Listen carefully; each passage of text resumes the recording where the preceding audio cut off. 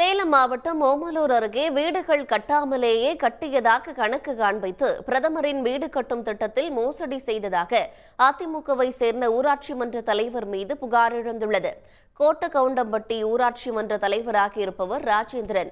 இவர் பிரதமர் வீடு கட்டும் திட்டத்தில் சிலருக்கு வீடு கட்டி கொடுத்ததாக பொய்யான கணக்கு காட்டி அந்த பணத்தை கையாடல் செய்திருப்பதாக தகவல் அறியும் உரிமை சட்டத்தின் மூலம் தெரியவந்துள்ளது. அதில் குறிப்பாக குப்புசாமி என்பவருக்கு வீடு கட்டி கொடுத்ததாக கூறி கணக்கு எழுதியதாக தெரிந்தியதை அறிந்த அந்த பகுதியை சேர்ந்த சிலர் தகவல் அறியும் உரிமை சட்டத்தின் கீழ் தகவல்கள் கேட்டபோதுதான் குப்புசாமி மட்டுமின்றி மேலும் சிலருக்கு இதேபோன்று வீடு கட்டாமலேயே கட்டியதாக கணக்கு காட்டியிருப்பதாக புகார் எழுந்துள்ளது. வீடு கட்டி தரேன்னு சொல்லிட்டு அவங்க கட்டி தரவே இல்லை. பணமும் போட்டேன்னு எங்கள் பேரில் சொல்லிட்டாங்க. ஆனால் பணமும் போடல. பணம் பணம் எனக்கு எடுத்து கொடுங்க அப்படின்னு சொல்லி மிரட்டுறாங்க.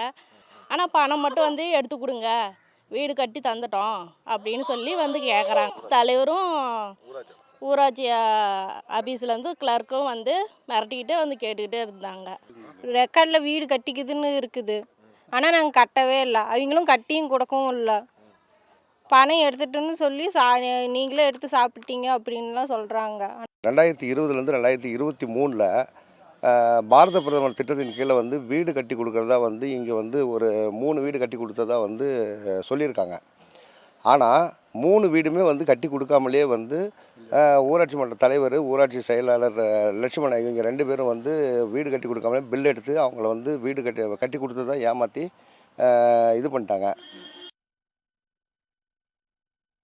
அரசு புறம்போக்கு நிலத்தில் இருப்பதால் தான் குப்புசாமி என்பவருக்கு வீடு ஒதுக்கப்படவில்லை என விளக்கமளித்துள்ள கோட்டகவுண்டம்பட்டி ஊராட்சி நிர்வாகம் தகவல் அறியும் உரிமை சட்டத்தில் தவறுதலாக தகவல் அளிக்கப்பட்டு விட்டதாகவும் தெரிவித்துள்ளது.